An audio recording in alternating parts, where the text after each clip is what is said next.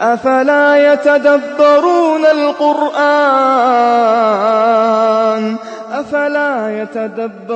القرآن أم على قلوب أقفالها. في أحد الدول العربية التقيت بصاحب تاكسي، راعي السيارة هذا يقول: بدأت يا شيخ فقيرا وصرت أشتغل عند واحد كبير في السن صاحب سيارة تاكسي، صرت أعمل معه على جزء مقطوع من المال والباقي يعطيه. أنا ما عندي مال، وصرت أشتري بعض الأشرطة وأشغلها في السيارة، فصرت مركز دعوة في السيارة، كل من ركب معي يسمع المحاضرات ويسمع القرآن ويسمع. يقول الحمد لله فتح الله علي شوي، صار دخلي أكثر، صرت أتاجر مع الله أكثر، أشتري أشرطة وأوزعها وأنا وأطوف بالناس، أركبهم معي ونازل أعطي أشرطة.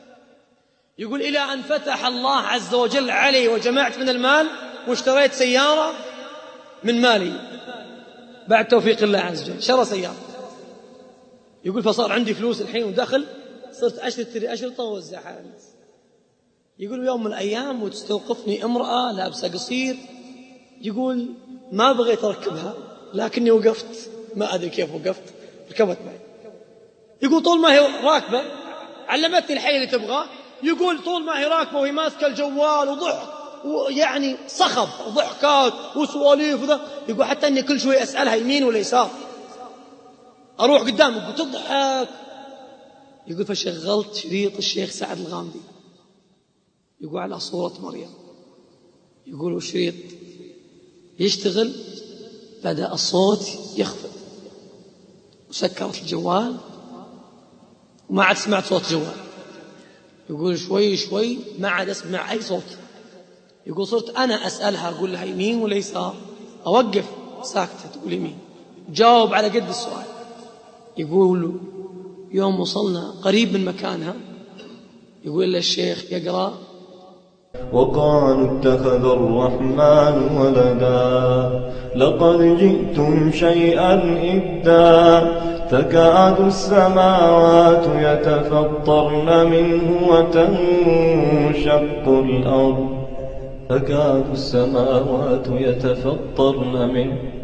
وتنشق الأرض وتخر الجبال هدا أن دعوا للرحمن ولدا وما ينبغي للرحمن أن يتخذ ولدا إن كل من في السماوات والأرض إلا آتي الرحمن عبدا لقد أحصاهم وعدهم عدا وكلهم آتيه يوم القيامة فردا. يقول حاسبتني ونزلت ثم قالت: يا شيخ لو سمحت فين أحصل هذا الشريط؟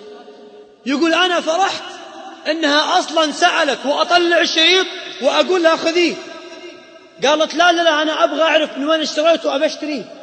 يقول فقلت لا والله هو لك هدية. قالت شكرا، أنا ماني مسلمة، أنا نصرانية عربية، وأشهد الله من هذا المكان أني أنبذ النصرانية كلها وأستغفر الله. إيش هذا الحكي؟ تقول إيش هذا الكلام؟ أنا أقول كلمة تكاد السماوات يتفطرن وتنشق الأرض وتخر الجبال هدا أن دعوا للرحمن ولدا. أنا دعوت للرحمن ولدا وأشهد الله أني من الآن أشهد أن الله لا إله إلا هو. يقول فأسلمت من آيات. وإذا سمعوا ما أنزل إلى الرسول ترى أعينهم